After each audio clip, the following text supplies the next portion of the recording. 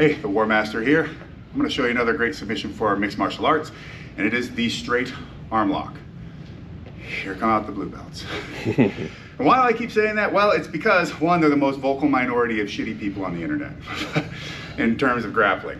But actually, besides that, it is because when you start off and you start learning the most simplest of submissions, we all have a tendency to feel like once we've learned that and we've gotten what we feel is an acceptable level of application in the room, or maybe even competition at the lower levels, and we move behind it like, oh, that's the beginner stuff. That's just to start you off. And now you have to learn how to do tornado guard and K guard and choi bars and whatever they're calling stuff these days, right?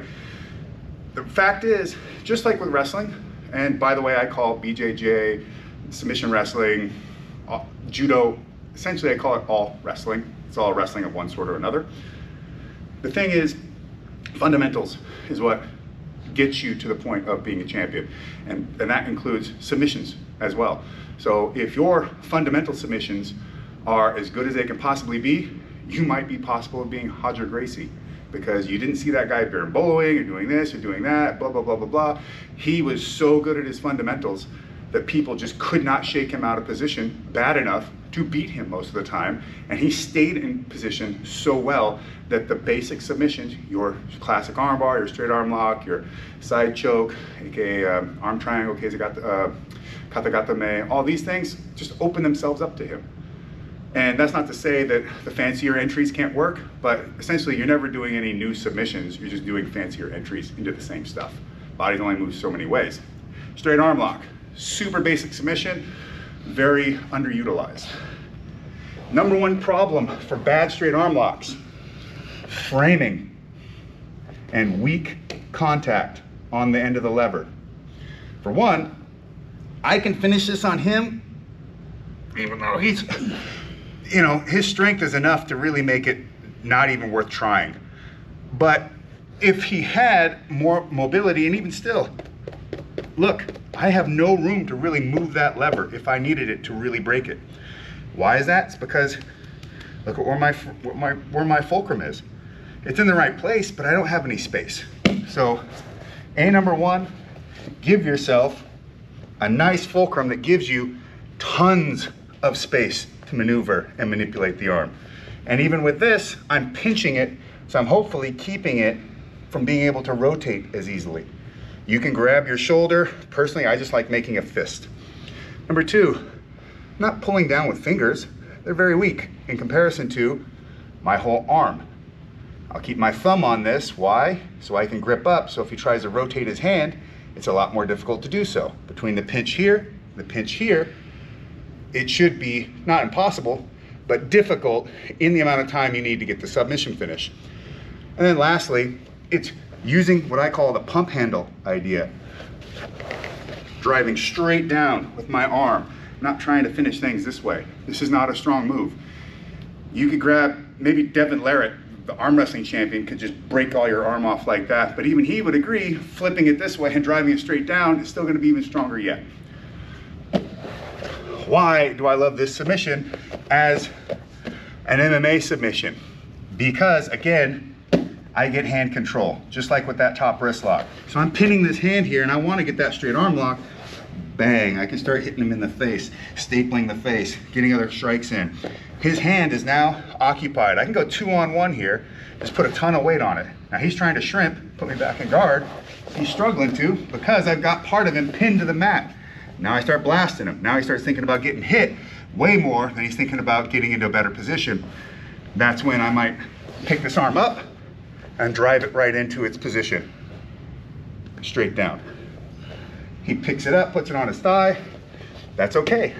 It's anchored to him, I'm anchored to him. Now I'm here, bang, bang, I'm still getting my strikes off. Here's another underutilized aspect. Okay, you anchored in? Okay, now I'm not gonna hit you whatsoever, but you tell me if you wanna stay here for very long. One, I'm just being heavy as hell and just sapping his energy. That's it, I'm just being heavy on him. And even still, push into that leg. Look at how that lock is still right there. I can't go through his leg, but I can open it. And there it is. And look at all the space I needed. I had a student, well, I call him a student, but he was a training partner, and I guess a student, I was coaching him. Double jointed, or near double jointed anyways, in his elbows. He would let people lock this in all the time to no success. Our first roll in the gym, bam, bam, bam. He's like, how do you keep doing this? Like, nobody ever, I go, well, because all your training partners suck at this move. And it's, you know, instead of even getting offended at it, a lot of us, there are key details that realizes a lot of stuff we get away with just enough, but it could be 10 times better if you just knew some key little differences. And with this hold, honestly, also by taking the frame that we do, not only do you get that extra space and range of motion to drive the elbow through, which is why my buddy, my old student, kept getting arm lock by me that way, because he had never had anybody apply it in such a way that could drive his arm and elbow further than it could take further than he could allow it to move without it being impinged and hurting or breaking. So that was one benefit, because he was just hypermobile in his elbows. But the other thing is this: I can attack and finish from different angles. So I can go sideways if I had to. He rolls his wrist, I can go this way. I can adjust that angle as need be. And this is one of the submissions I love to use as a demonstration that if you can't make this hold work on women, who are almost always, without a doubt, far more flexible than the men, and they have more potential for being hypermobile. If you can't make it work on them, then you're really not, the submission isn't correct. It's not as good as it could be. And part of that reasoning is because of this. If I do have female athletes that are trying to compete, they need to be able to make this work against their potential competitors.